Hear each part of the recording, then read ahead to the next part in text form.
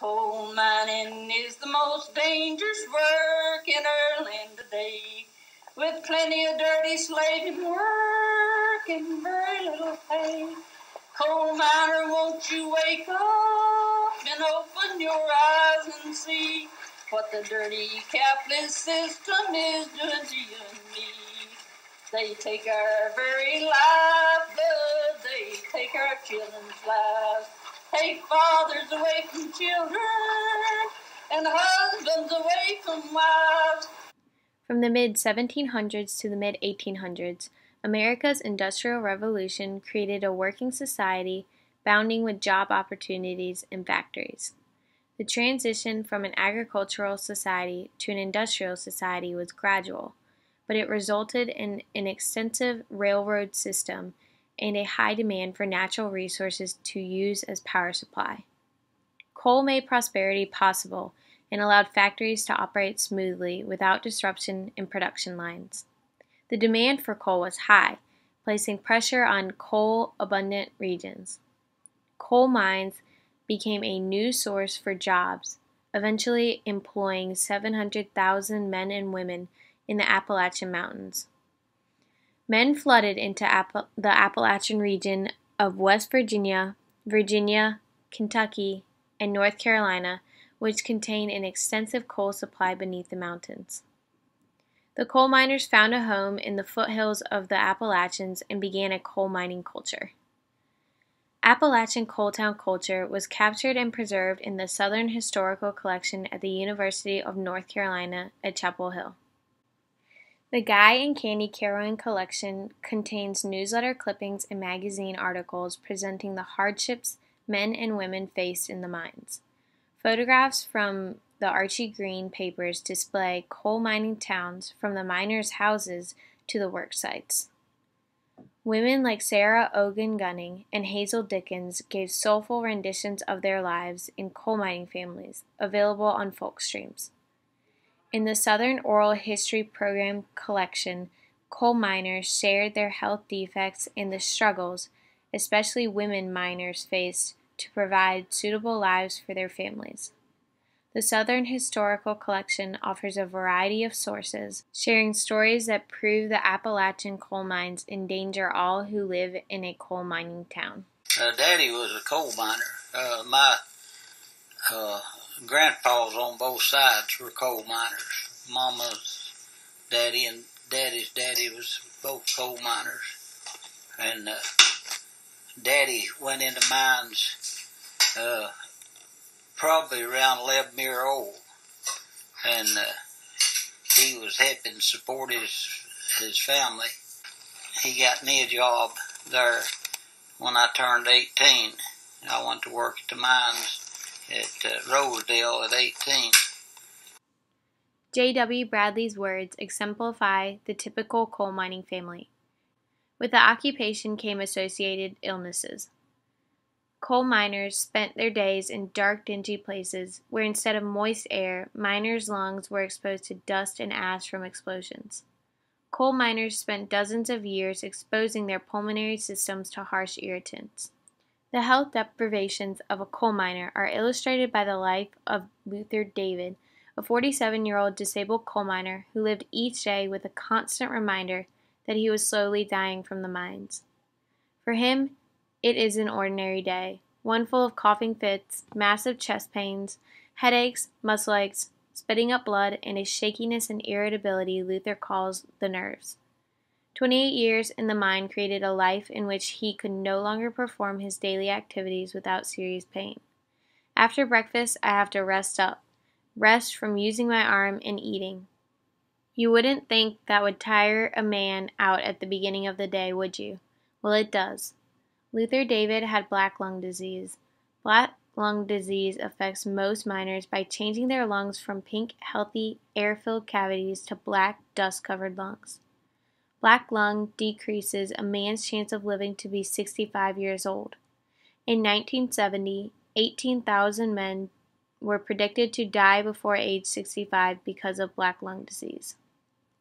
The grip of black lung disease was vicious, but the whole process of coal mining involved life-threatening procedures. When workers' bodies took physical abuse from the mines, receiving professional medical treatment was difficult, provided by neither the mine owners nor by the communities. Rural communities extended over larger areas of land, creating the obstacle of distance combined with the shortage of doctors as most located practices in more affluent societies. Folk singer Sarah Ogan Gunning fell victim to the poor health care in Appalachian, Kentucky. And her husband was sick there. He was had quite a cavity in his lung. It was pretty bad. And there was no way to get a doctor for him, get any medication for him. So he went down the courthouse one day, and they thought, well, Sarah did anyway, and she'd go try. Ask them if there was any way that they could get him in the hospital to help him, and they said no. Said, we have no hospital. We can't get him in any hospital. But said, said that's contagious, and you shouldn't have him in the house with you, the rest of the family. The kids is going to get it, and you're going to get it. Said, best thing he can do if you have nowhere else for him to sleep is take a pillow and a blanket and let him sleep under the floor. She went through things that is almost unbearable. It scares you to even think of it. She lost one of her little babies, died from starvation. She couldn't get food there in Kentucky at that time. The strike, you didn't have any way to earn a penny. There was no milk, nothing for the kids, and she couldn't get any work. She'd go to Pineville, anywhere she could have got a work, a day's work. She'd work for anything just for milk for her baby.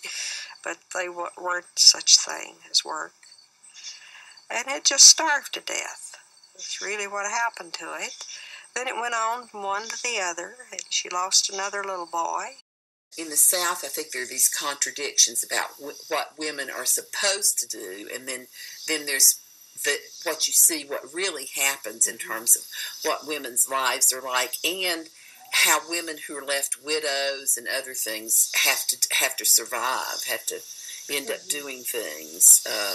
And then I think women in Appalachia ended up taking on things sometimes and being the leaders and sticking their necks out during some of the things that happened, even though they were supposed to be chained to the stove and barefoot and pregnant all the time.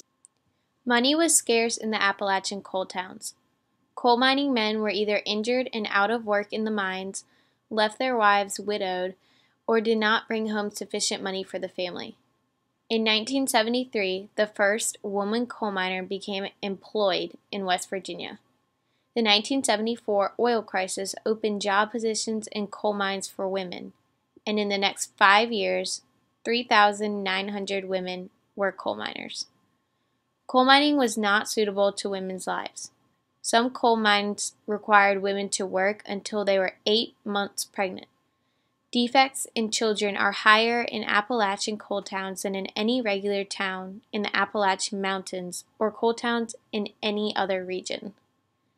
Mining releases chemicals and pollutants into the air as well as into the groundwater. Appalachian people have done little to enforce a cleaner, more healthy environment for people in surrounding towns, and the effects have augmented the birth defect rate. Coal mines shape the culture of Appalachian Mountains, but the toll they placed on the people's health cannot be understated by any folksy ballad or black and white photograph. The coal mines placed men and women in danger and created health risks for children who were not even born. Around here, all this seems to go back to the coal industry. Dangerous to our lives, destructive to our mountains, streams, and beings. It's to their benefit more confidence in ourselves. If we had local health care and learned about our bodies and we took better care of each other, we might just want to replace the profit control of health and coal industry with people control. And not enough to eat, going ragged and hungry, no shoes on his feet. I guess you'll say he is lazy